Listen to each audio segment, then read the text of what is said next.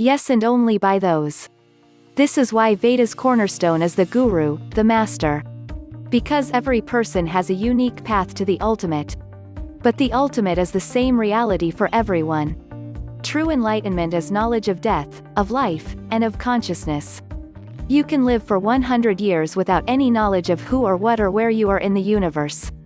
But he who takes the time to investigate this predicament will naturally notice and become aware that this life is not the end of consciousness or even the beginning.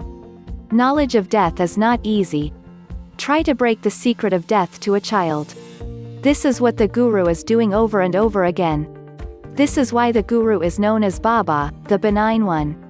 Because he is the only one who can see that our true destination is death, which many seekers are calling enlightenment.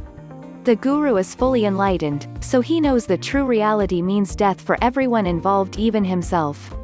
He has prepared himself to leave his body permanently. This is who the master is. This is why we say he is a master of this dimension. Because he has no attachments to it literally. We mean the true saint who has surrendered to his own death. You might be lucky to stumble upon him meditating in a cave, preparing for the moment that he merge with all existence. He is not worried about you. He is not in the business of creating disciples for Jesus. He's not here to save you. He is a yogi preparing for death, which is absolute reality.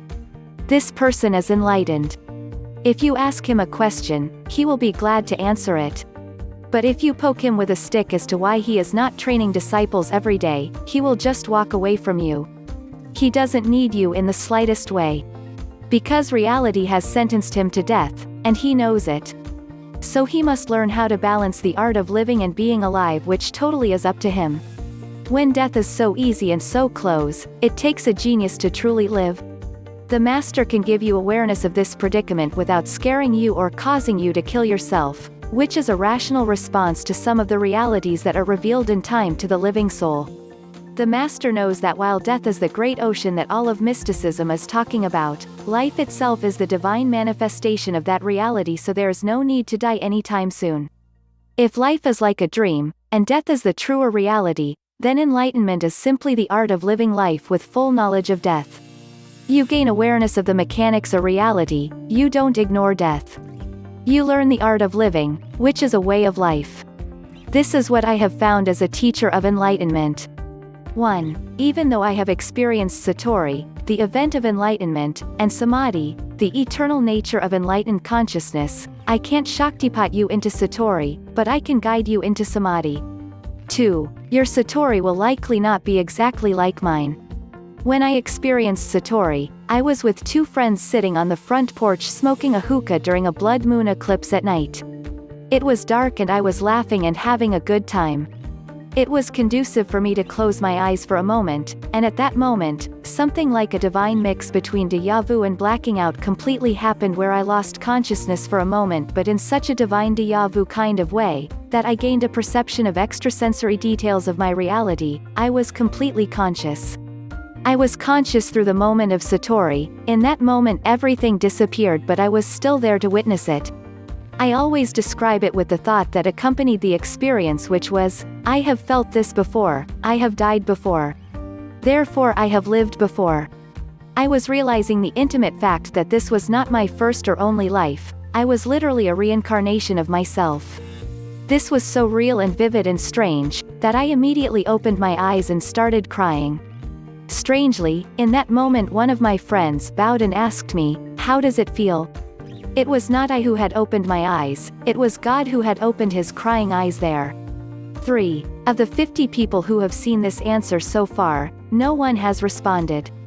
No offense intended, but to me, after 600 answers about God and enlightenment with the same no response from Quora, a site where you answer questions and ask questions, this tells me that either people are reading it and skipping over it as if it is not helpful for their enlightenment, or that people don't believe these answers are helpful for enlightenment at all, or that they are not worth responding to, or that they don't elicit any questions. Perhaps they are too obvious, easily understood because the points I make are obvious, or just a simple case of the Yukteswar Yogananda situation, where Yukteswar waited many years before finding just one student to whom he could teach his holy science, and he eventually found him as Yogananda, and it was worth the wait.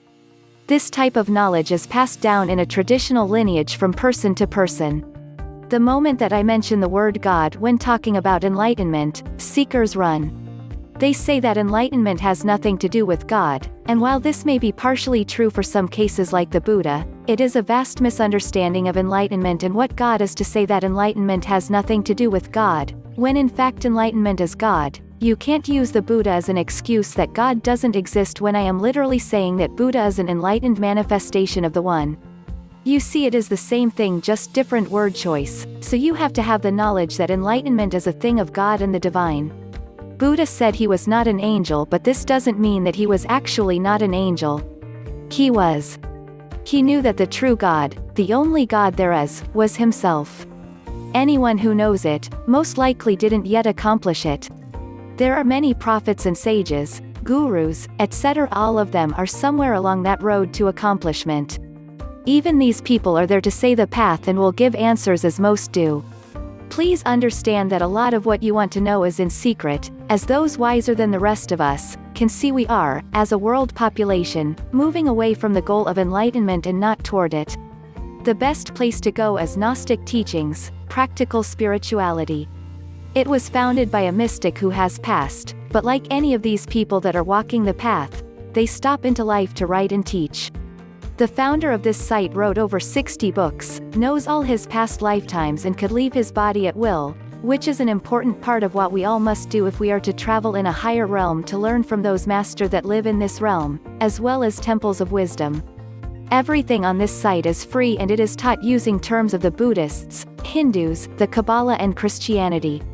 There is a glossary of terms which is a must to keep near you as you learn.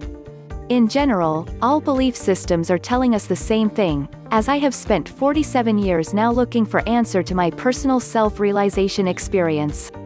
We have 47 levels of consciousness that we must clear out all our clutter from lifetimes of living wrong. This clutter keeps us from moving into these higher levels of consciousness.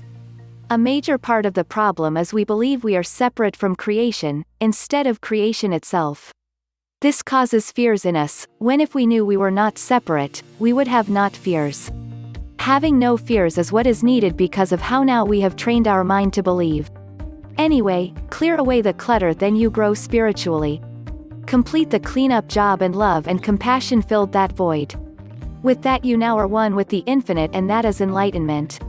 This all has to do with cosmic law and not man's law. Creation will always balance itself for survival. Man's degeneration will always be placed back in check. So the above is all about us believing that we are creation and then volunteering to cooperate at our own human level to teach others.